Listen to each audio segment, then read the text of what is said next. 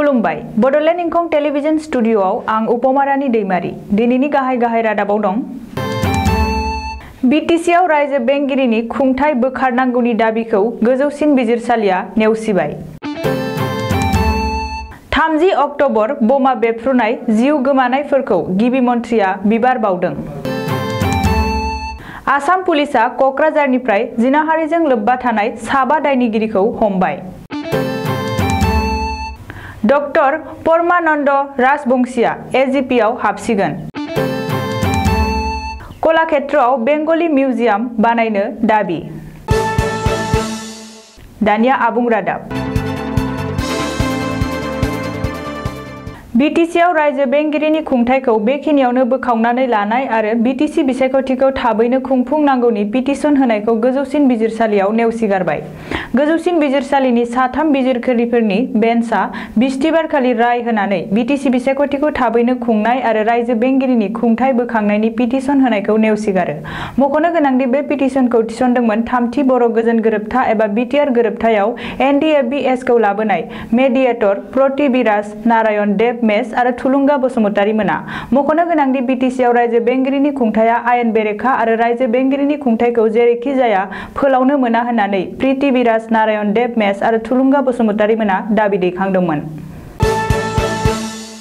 दिनै 30 अक्ट'बर दिनैनि साना आसामनि जारिमिनाव मोनसे गोसोम सान। थांनाय 2008 मायथाइनि दिनैनि सानावनो आसामनि दाब दाब जायगायाव लान्थ्रियै उदखारि हामला खालामनाय जाथायाव गोबांसा सुबुङा जिउ गोमादोंमोन। बे गेदेरथार उदखारि हामला खालामनाय जाथायाव जिउ गोमानाय सुबुंफोरखौ आसामनि गिबि मन्थ्रि सर्बानन्द सन'वालाबो दिनै गोसोखांदों आरो बिसोरनि गोजोन जिउमानि थाखाय बिबार बावदों। रिपर्टनि बायदिब्ला बे उदखारि हामलायाव जिउ गोमानाय सुबुंफोरनि गोसोखांथियाव दिनै उकिल एस'सिएशन गुवाहाटी आरो कामरुप मेट्र' जिल्ला खुंथाया CM बिजिरसालिनि लांगोनायाव बिबार बावनाय हाबाफारि बानजायदों। मख'नो गोनांदि मोनसे समाव आखायाव हाथियार लानानै सोरखारनि हेंथायै आलादा बड'लेण्डनि थाखाय सोमावसारनाय एनडिएफबिआ थांनाय 2008 मायथाइनि 30 अक्ट'बर खालि गुवाहाटी नोगोरमाखौ लाफानानै क'क्राझार, बङाइगाव आरो बरपेटायाव लान्थ्रियै बमा बेफ्रुहोदोंमोन आरो गेदेरथार उदखारि हामला खालामदोंमोन।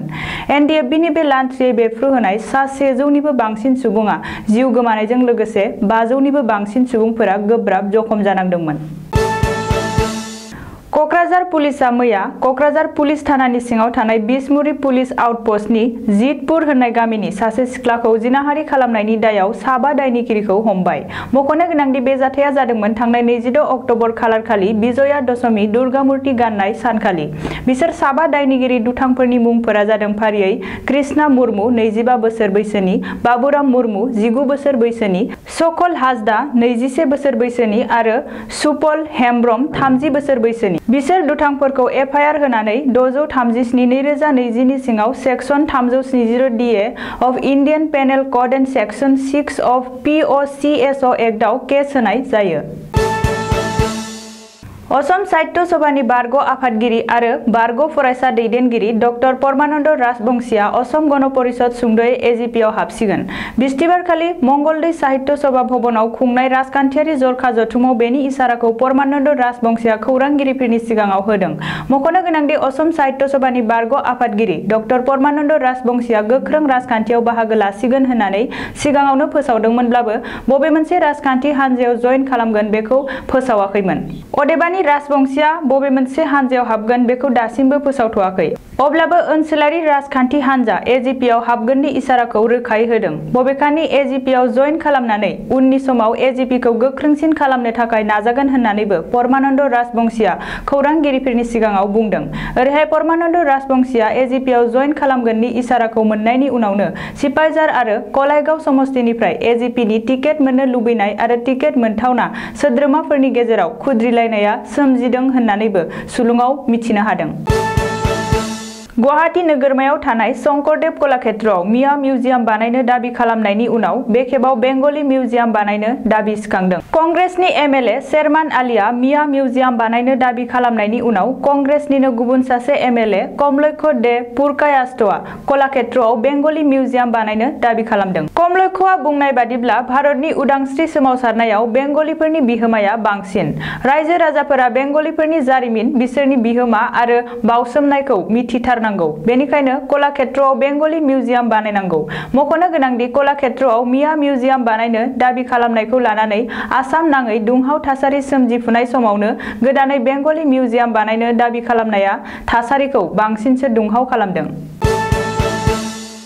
दानिया बोथोरनि खौरां गाबोन सुनिबार खालिनि बड'लेण्डनि बोथोर भारतनि बोथोर बिगियानख'नि सुलुं बादियै गाबोन सुनिबार 31 अक्ट'बर खालि बड'लेण्ड हालामनि अख्राङाव दोमैलुनाय सान्दुं दुंनाय आरो अखा हानायनि जाथावना दं।